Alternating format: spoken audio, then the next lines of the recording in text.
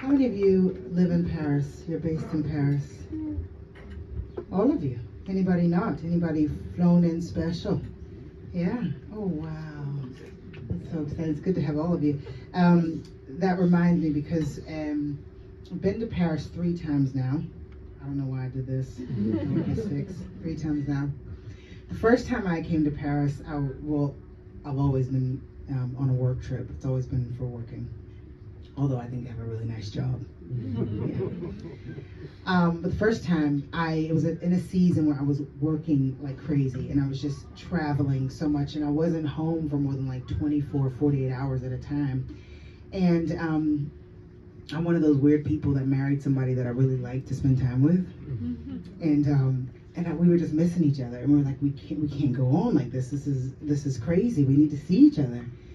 And my husband says, well, I have a crazy idea. He said, I've looked at the calendar, and you have this 36-hour block in Paris, and you have a day off. What if I flew out and met you? And I was like, yeah, that sounds sensible. Let's do it, right?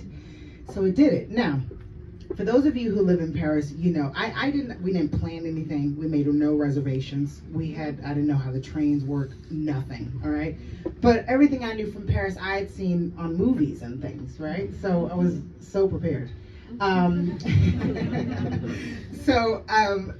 You come unprepared to Paris, it's going to be crazy and ridiculous, and your expectations are not going to be met. You're going to be very disappointed, right?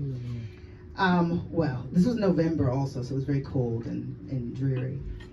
The moment we set foot in Paris, like the moment, it was like a Walt Disney movie. I'm not joking. It was so crazy. Birds were flying up to us, singing to us in French love songs. I'm not joking. It was crazy. People were throwing roses at our feet. Little children were just pleasantly playing all around. It was just really, really weird. And I thought, oh my gosh, people live in this all the time. How do you live in this perfection all the time? Everything worked out. No restaurants. We needed no reservations. There were no queues for anything we wanted to see. If there was a queue, people would be like, no, you go in front of us. It was amazing. I thought that's how Paris was all the time. And then I came the other 2 times and I realized I don't know what was happening that day. But I totally forgot about that. Life moved on. Years later, now listen, what I'm about to tell you, I would only tell close friends, but I feel like we're there. Yeah? Yeah, we're friends. I was at my house and I was like, I need to relax. So I drew up a nice bubble bath, and my husband poured me a glass of champagne. And I would love to tell you that I bought a book to the bath because I'm so cultured and I love to read, but I bought my iPad. And I sat there, and I'm embarrassed to say to you what I was watching. Can anyone guess what I was watching?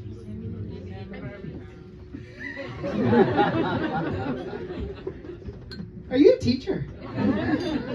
Because that look, I've seen that look before. She was very disappointed. She was like, Emily in Paris.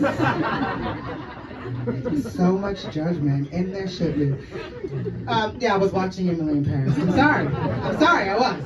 Okay? Now, we all know when we watch that show, what Paris are they talking about? Even the colors in the show, you're like, nothing is that bright in Paris. What is happening? But I enjoyed watching it. But the unrealisticness of that show reminded me of that crazy, magical, perfect 36-hour date that I had in Paris years before. And immediately I started to hum this melody. This sort of melody started coming to me, and I started to write this song, and that is how this next song called Love in Paris was born.